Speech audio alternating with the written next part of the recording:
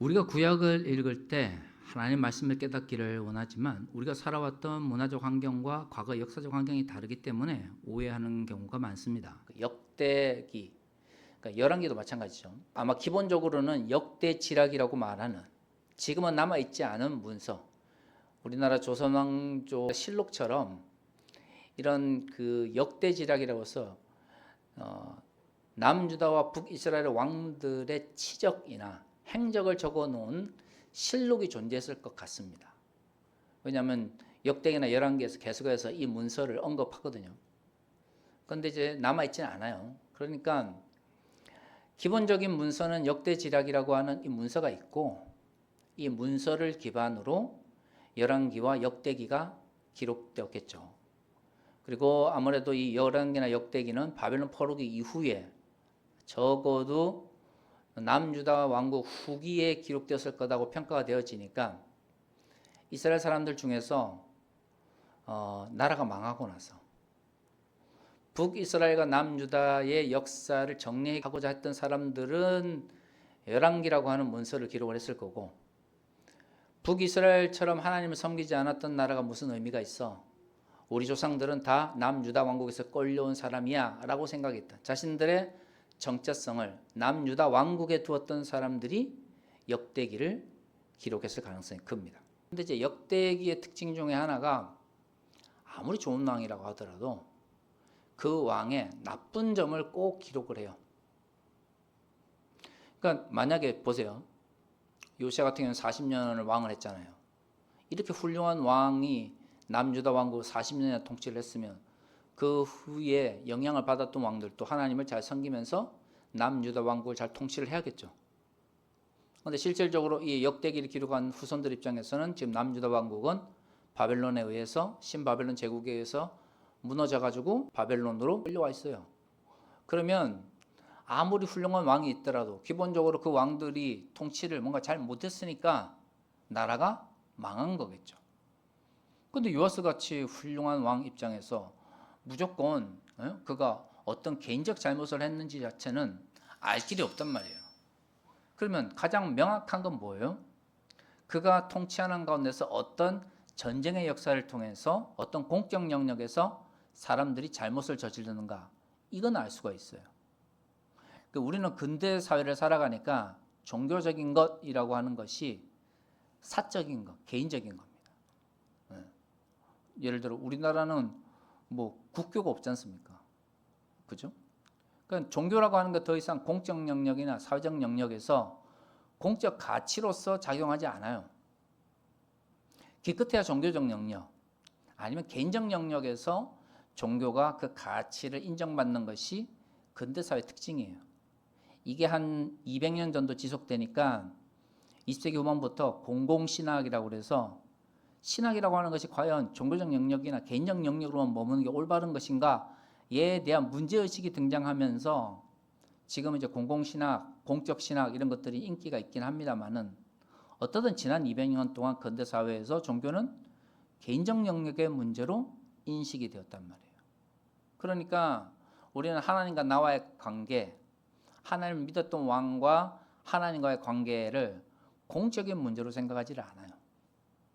그런데 역대기가 기록되었을 때는 신정일치 국가예요. 즉 하나님을 믿지 않는 왕은 왕이 될 수가 없습니다.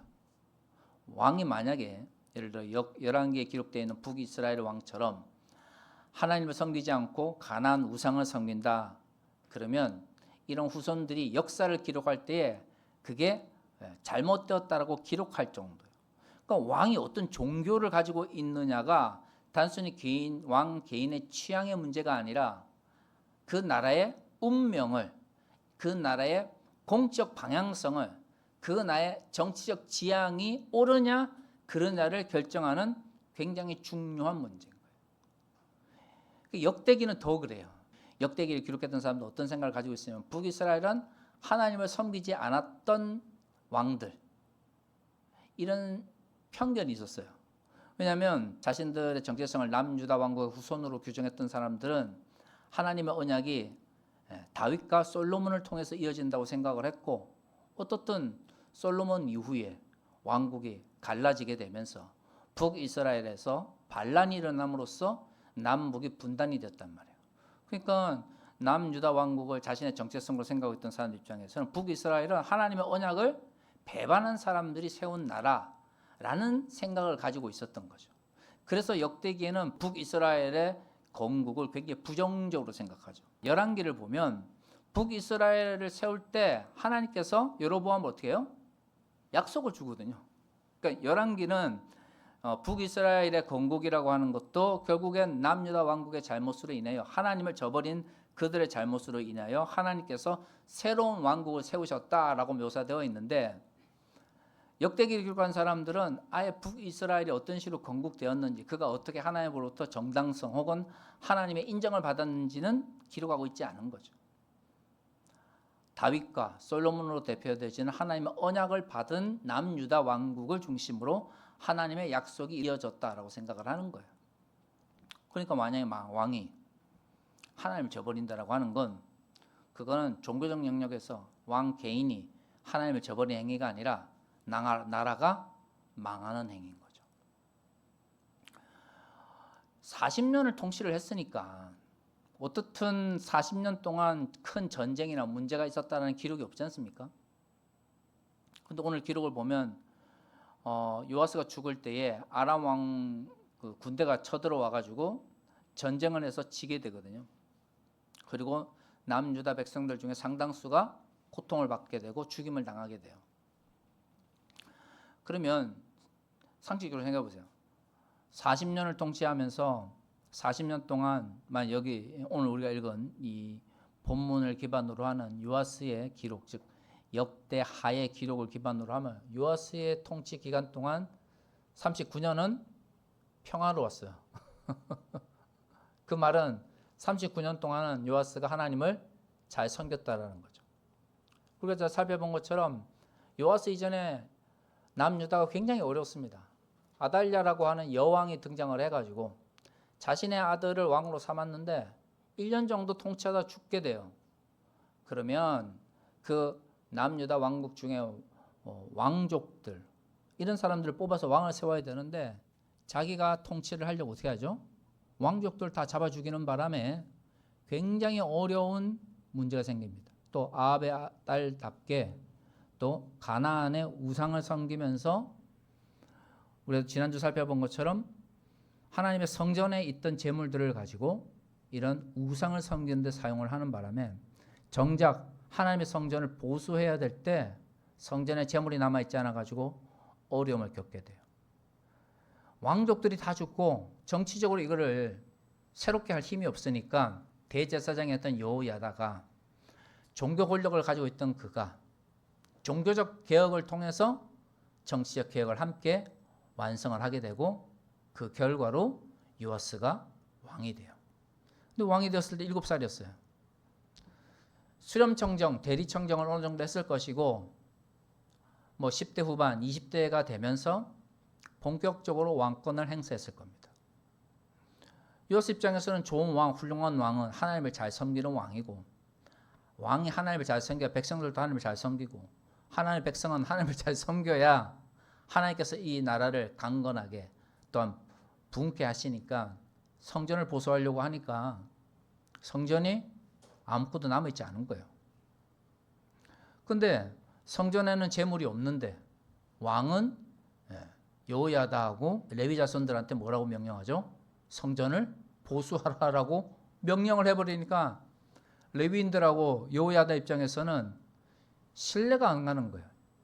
가뜩이나 아달랴의 통치하에서 얼마나 레위인들과 제사장들이 핍박을 받았습니까?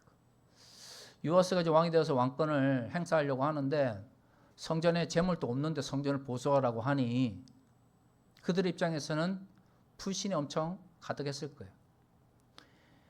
요아스가 그걸 아니까 어떻게 합니까? 여호와의 성전 앞에 여호와의 궤를 놔두고 백성들한테 성전을 보수하기 위한 헌금을 받았어요. 그 이야기가 앞에 있어요. 근데 그리고 나서는 요아스에 대한 이야기가 별로 없습니다. 그 말은 요아스가 40년 동안 통치하면서 그가 왕이 되었을 때도 그렇고 그가 통치하는 기간 동안 하나님 말씀대로 살아가려고 많이 노력을 했고 그 결과 하나님께서 남유다에 평화와 강건함을 주셨다라고 보는 것이 옳아요. 그리고 오늘 본문에 있는 이 비극적인 일이 발생하게 되는 거죠. 이유는 알 수 없지만 오랜 통치를 하면서 왕이 어느 순간 야, 내가 너무 통치를 잘하는데 라고 하는 교만의 생각이 마음속에 싹 떴던 것 같습니다. 이제 문제는 단순히 내가 그냥 정치를 잘하네 그러면서 막 자랑하고 이거는 괜찮아요. 이거는 괜찮은데 이제 문제는 이 역대기를 잘 살펴보면 왕의 오만과 교만의 마음이 항상 뭘로 전환이 되냐면 우상을 섬기는 걸로 전환이 돼요. 뭔가 잘 되고 내가 뭔가 능력이 있는 것 같고 야, 나 혼자도 잘하는 것 같은데 라는 생각을 하게 되면 어느 순간 뭐 하나님 도와주시는 거 그게 뭐 나의 삶에 뭐 큰 영향력을 가지고 있어 라는 생각을 하게 돼요. 근데 이제 하나님께서 나를 도와주시는 게 나의 삶 가운데 큰 도움이 되지 않는다라는 생각을 하게 되면 사람들 눈에 좋아 보이는 것에 더 집중을 하게 되거든요. 근데 생각해 보세요. 이스라엘은 전통적으로 민족신을 섬기지만 그것은 성전이라고 하는 국가 종교로서 왕족들과 왕들을 중심으로 강력한 형태의 신정일치 국가를 하는 거예요. 백성들은 어떤 삶을 살까요? 백성들은 대부분 농사를 지어요. 그 백성들은 1년에 몇 번 정해진 때에만 성전에 가서 제사를 드리고 대부분은 지역에서 제사를 드리는 방식이에요. 그러니까 웬만해서는 백성들 입장에서는 예루살렘에 올 일이 별로 없어요. 저는 농사를 안 지어봤기 때문에 사실 농사와 관련해서는 할 말이 없는데 농사라고 하는 게 굉장히 고도의 경험이 있어야 되잖아요. 만약에 뭐 그런 일이 없겠지만 어느 날 갑자기 제가 이렇게 목회를 하고 있는데 어떤 분이 저한테 목사님 제가 목사님께 땅을 드릴게요 라고 했다고 합시다. 네? 어디 저기 전남 어디 좋은 데 있잖아요. 그 곡창지대. 그럼 제가 올해부터 준비해서 내년에 농사를 지으면 가을에 풍요로운 것을 거둘 수 있을까요? 없을까요? 없죠. 망합니다. 저한테 땅을 주면 어떻게 할까요? 말아먹어요. 왜냐면 농사를 지어본 적이 없는데 경험이 없는데 농사는 씨를 뿌리고 물을 주고 잡초를 제거하면서 비료를 주면서 얼마나 많은 경험과 그리고 수고를 필요로 합니까? 그 경험이 없이는 안 되는 거예요. 그러면 이스라엘 사람들은 원래는 모세와 함께 40년 동안 광야에서 헤매던 사람들인데 그럼 어디서 그들의 농사를 짓는 경험, 그 기술을 배웠을까요? 가나안 사람들이에요. 왜냐하면 이스라엘 하나님께서는 가나안 땅에 들어가면 다 죽이라고 했지만 그게 안 됐죠. 실질적으로 현실적인 이유에서도 안 됐어요. 왜냐하면 목축업을 하던 사람들이 정착을 해가지고 농사를 짓는데 기존에 농사를 짓던 사람들 없이는 어떻게 농사를 짓는 방법을 배웁니까? 더구나 사사기를 보면 삼손 시대만 하더라도 농번기가 되면 철을 재련하는 기술이 없어가지고 농사기기를 재련하기 위해서 어디로 내려갔다고요? 블레셋으로 내려갔다는 기록이 있어요. 다시 말해 블레셋은 지금의 이제 옛날 표현을 말하면 헷족소, 히타이트 왕국 제국으로 제공되는 가장 초기에 이 철기 문명을 발전했던 사람들이 바다를 건너와서 지금의 팔레스타인, 블레셋 지역에 정착한 사람들이에요. 그러니까 우리는 블레셋 그러면 삼손 때문에 나쁘게 생각하지만 당시 문명적 측면에서 보면 이 블레셋 사람들은 히타이트의 제국 중에서 철기 문화를 가지고 바다를 건너와서 정착한 더 문명적 측면에서 뛰어난 사람들이었어요. 그러니까 그 당시에 이스라엘 사람들 입장에서는 농사를 짓고 더 뛰어난 문명을 가진 사람들이 바다에 건너와서 정착을 했으니까 그들에게 농사도 가난한 사람들한테 배웠고요. 동시에 이 철기 문화도 블레셋으로 대표된 지금의 팔레스타인으로 대표되는 사람들한테 배울 수밖에 없었던 거예요. 이 남유다 백성들이 살아갔던 삶의 대부분의 환경은 성전으로 상징되어지는 국가 종교가 있고 각 지역에서 뭐예요? 가난한 사람들과 함께 살아가면서 익혔던 지역 종교, 즉 가난한 사람들의 토속 종교가 이스라엘 사람들한테 굉장히 깊숙하게 뿌리 박혀 있었어요. 그런데 어떻든 국가 종교로서는 이 야훼 하나님, 여호와 하나님을 기반으로 하는 민족 종교를 계속 강조를 하니까 왕이 건강하고 그다음에 남유다가 하나님 보시기에 아름답게 이렇게 운영이 될 때는 어떻든 중앙에서는 하나님을 올바로 섬기도록 하기 위해서 노력을 많이 하고 백성들도 몇 번 아니지만 그래도 어떻든 주어진 절기에 성전에 와서 제사를 드리고 또 죄를 지으면 레위인이나 제사장을 찾아가서 제사를 드리는 방식으로 가나안 종교와 그 다음에 민족 종교인 야훼 여호와 하나님을 섬기는 이 종교가 공존을 했단 말이에요. 그러다 보니까 국가 종교로서 왕이 조금만 마음이 흐트러지면 어떻게 될까요? 이스라엘 사람들은 가신들이 살았던 지역에서 익숙한 형태의 가나안 신을 섬기도록 삶의 방식이 정해져 있는 거예요. 그러면 백성들이 지역에서 섬기는 가나안 신을 섬길 때 왕이 인기를 얻는 방법은 뭘까요? 백성들이 하는 것을 어떻게 해요? 정치적으로 인정해 주는 거죠.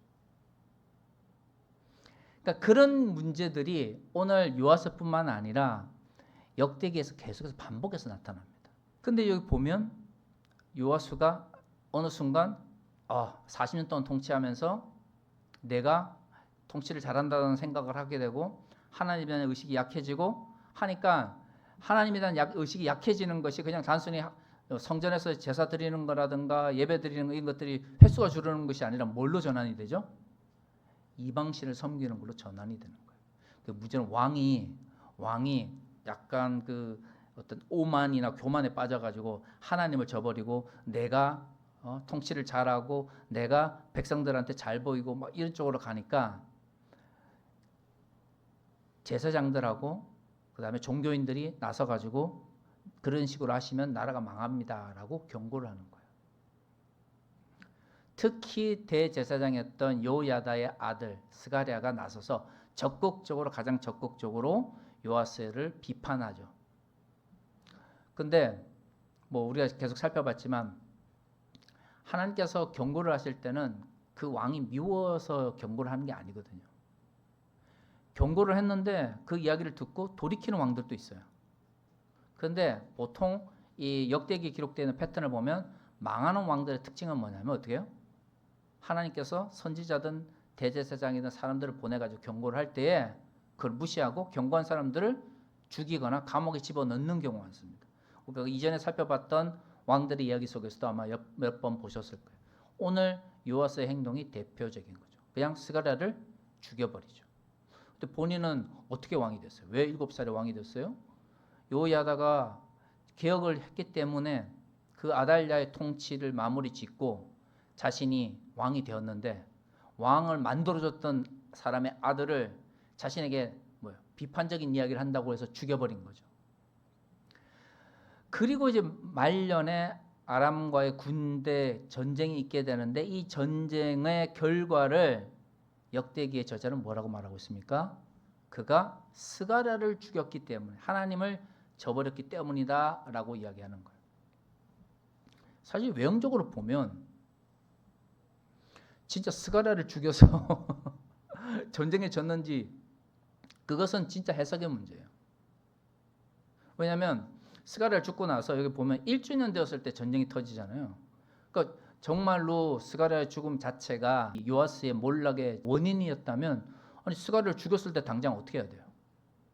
전쟁이 터지거나 하나님께서 뭔가 막 해가지고 왕이 어려움을 겪어야 되는데 1년이 지나고 나서 전쟁이 터지는 거죠. 요아스도 노년이 되어서 더 이상 올바른 통치를 할 수 없던 시점에 와서 전쟁을 하게 되는 거예요.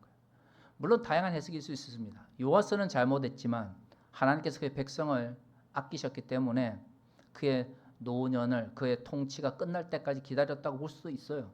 그런데 한 가지 확실한 것은 뭐냐면 역대기의 저자는 이 전쟁의 결과 요아스가 몰락한 이유를 뭘로 해석을 하냐면 스가랴를 죽였기 때문에 스가랴가 하나님께 뭐예요? 신원했기 때문에 강구했기 때문이다라고 이야기를 해요. 여기 요아스 얘기가 재밌는 건 뭐냐면 보통 왕들이 잘못해가지고 망하는 이야기는 굉장히 많은데 대부분은 그의 악행 때문에 망하는 게 대부분이거든요. 근데 여기는 유독 그 스가랴가 하나님께 강구했다, 신원하였다라고 하는 기록을 분명하게 말하고 있어요. 그 스가랴가 자신이 죽어가면서 당하는 그 억울함을 하나님께 기도했더니 그 기도가 하나님께 응답되어서 그 결과 1주년이 되던 때에 전쟁이 터지고 그 전쟁의 결과로 요아스가 몰락하게 되었다라고 묘사하고 있는 거죠. 모르겠습니다. 이 어디까지가 진짜 역사적 결과인지. 근데 한 가지 확실한 거는 믿는 사람들이 역사를 바라보는 관점은 이제 그런 눈들이 있어야 되는 거죠. 객관적으로는 이렇게 설명할 수 있을지 모르겠지만 적어도 하나님께서 우리의 삶을 인도하신다라는 믿음을 가지고 있고 이 나라가 하나님 안에 있다, 하나님의 인도하신 가운데 있다라고 믿는다면 결국에는 어떻게 해야 돼요? 우리의 삶의 모든 과정 속에 일어나는 일들이 하나님의 인도하심과 우리가 연결되어 있다는 생각들을 해야 되거든요. 우리가 기도하는 이유도 그런 거 아닙니까? 우리의 삶 가운데 하나님께서 인도하시거나 함께 하시는 게 없는데 기도를 왜 해요? 그냥 단순히 교회를 다니기 때문에. 그건 아니죠. 기도란 하나님께서 우리의 삶을 모든 과정 속에서 함께 하시고 어려운 가운데서 우리를 지키시고 기쁨 가운데서 하나님께 찬양하도록 하도록 우리를 부르셨다라고 생각하기 때문에 우리가 기도하는 거예요. 그러면 역대기처럼은 아니라 할지라도 적어도 우리의 삶 가운데 하나님께서 우리의 삶 가운데 역사하시고 인도하시고 함께 하시고 우리의 기도에 응답하시며 지금 당장은 아니라 할지라도 우리의 기도를 결코 외면하지 않으신다라고 하는 믿음을 가지고 우리 하루하루의 삶을 살아가야 될 필요가 있는 거죠. 그게 믿음의 눈이라고 저는 생각합니다. 사랑하는 성도 여러분, 여러분의 삶 가운데 하나님의 인도하심이 함께 하시기를 소망합니다. 여러분의 삶 가운데 함께 하시는 하나님을 날마다 바라보며 우리의 삶을 살아갈 수 있는 이번 한 주가 되었으면 좋겠습니다. 다시 기도하겠습니다.